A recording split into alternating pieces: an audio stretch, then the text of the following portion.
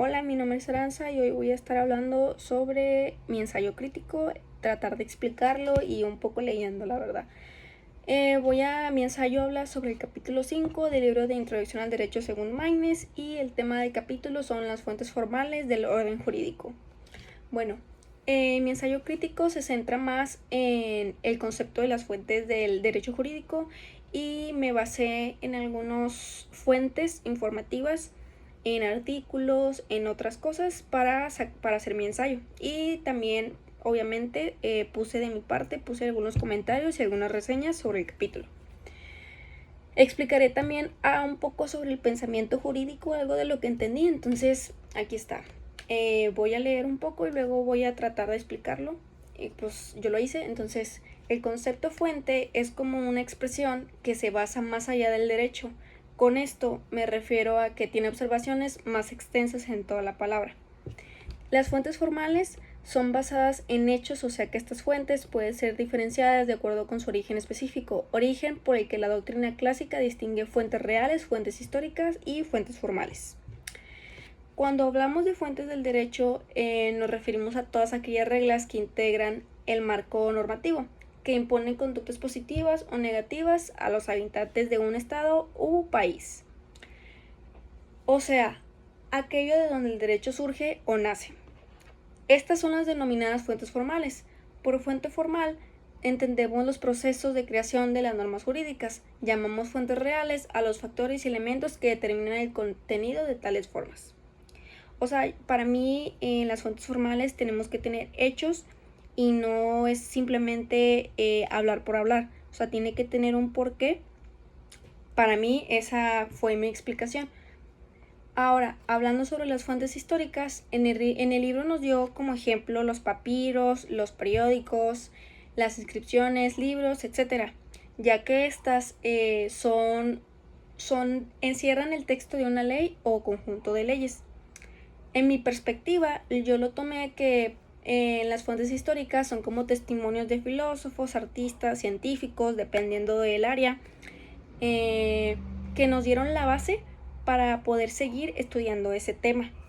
O sea, por ejemplo, básicamente información que produjeron a lo largo de la historia para que nosotros siguiéramos estudiando y podríamos indagar más y aprender sobre ese tema. Ahora, esto sí lo busqué en una página, en un artículo más bien, no me acuerdo si era de la Universidad de Colombia, pero esto me llamó mucho la atención ya que lo vi un poco más parecido a mi interpretación. El distinguido filósofo de derecho Luis Recances Sichas manifiesta que suele indicarse como una de las fuentes habituales del derecho a la doctrina científica que se caracteriza porque se incorporan al ordenamiento jurídico las opiniones de los jurisconsultos. La doctrina no funciona directamente como fuente del derecho, sino solo la medida en que puede penetrar en otra de las fuentes formales reconocidas como tales. O sea, en la medida en que puede influir en el pensamiento del legislador o sobre la elaboración de las decisiones de los órganos jurisdiccionales, tanto de los jueces como de los funcionarios administrativos, ha podido suceder a veces que la ley atribuye fuerza de derecho a las doctrinas de determinados jurisconsultos, como ocurrió en la antigua Roma. Como se puede ver, las fuentes del derecho están de la mano, obviamente, o sea, las fuentes formales del derecho, obviamente, van de la mano con el concepto de derecho. Ahora, escribí una pequeña reseña de dos párrafos y esto sí lo voy a leer, la verdad, porque acabo de llegar a trabajar y lo voy a leer. Porque pues, no me lo aprendí tanto.